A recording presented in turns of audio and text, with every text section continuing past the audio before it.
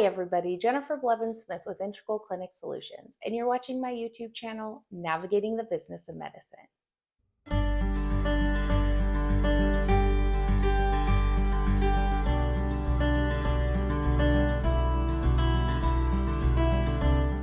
Today I want to talk about written agreements between supervising physicians and mid-level providers. Mid-level providers are going to be considered, in this case, nurse practitioners and physician assistants.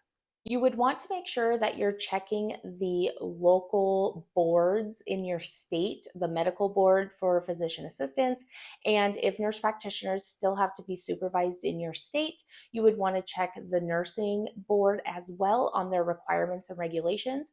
But a lot of times they do require an internal written agreement between the supervising physician for an individual and the mid-level provider.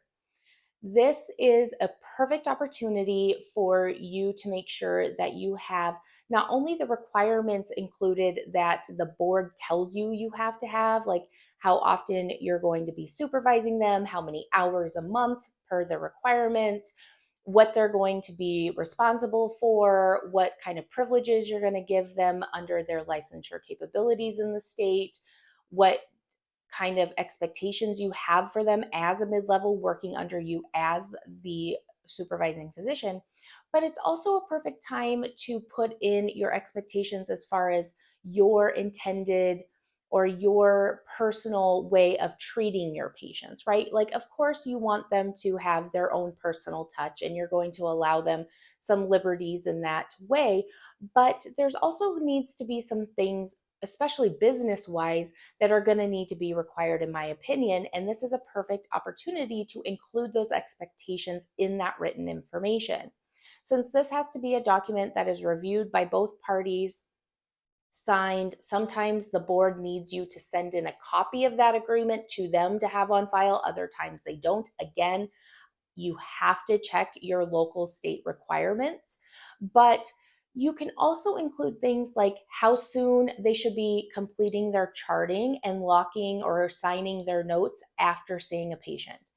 I think this is huge because this can make or break a practice if a provider, including a mid-level, is behind on completing their charting and not getting claims out the door because they are not finished, they haven't been signed or locked. This can really negatively affect things in many ways. It affects patient care, helping with continuity of care for your patients, patient safety. It also affects revenue, right? Because if you can't oh my gosh, I just aged myself, didn't I? If you can't submit those claims because it's not completed, you're not going to be getting paid. So essentially, they're kind of working for free, if you will.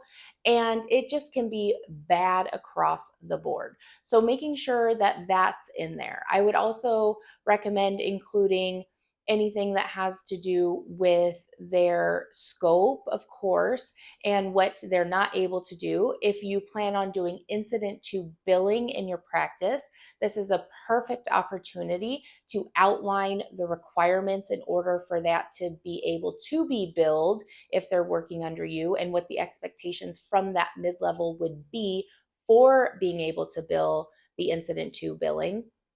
It's just a really good place to have everything in one spot that can be referenced. That is obviously a contractual legal agreement. If the state needs it, they have it. So if anything were to come up and it puts your license in jeopardy as their supervising physician, you can say, hey, this is outlined. This is what their expectations are. This is what they are told to do. These are the parameters they have to stay within to practice, and they didn't. Although you are still ultimately responsible because you should be making sure they're following it, at least it can say that it was communicated to them, so they can't ever say, I didn't know. And even if the state, so this is where I find some issues with practices I've worked with, because there are some states out there that don't require you to send in that written agreed upon contract between the supervising physician and the mid-level. And It does say, though, that it needs to be reviewed every so many years and it needs to be updated and stuff like that. And I feel because it doesn't have to be sent to another entity, a lot of practices slack on this. They don't have the written agreement, or it's not reviewed and renewed as often as it should be. And that is terrifying to me, especially as someone who tries to look out for the best interests of everybody, patients, staff, providers. I want to make sure that everything is kosher, that everything is good, that we're not putting ourselves at any higher liability than we already are in healthcare. And so if you are not sure whether you're a supervising physician, a manager, an administrator, if you're not sure what the rules are, look them up, go to the board. I'm sure there's a contact there that you can email or call and find out what the requirements are if you can't find it on the website.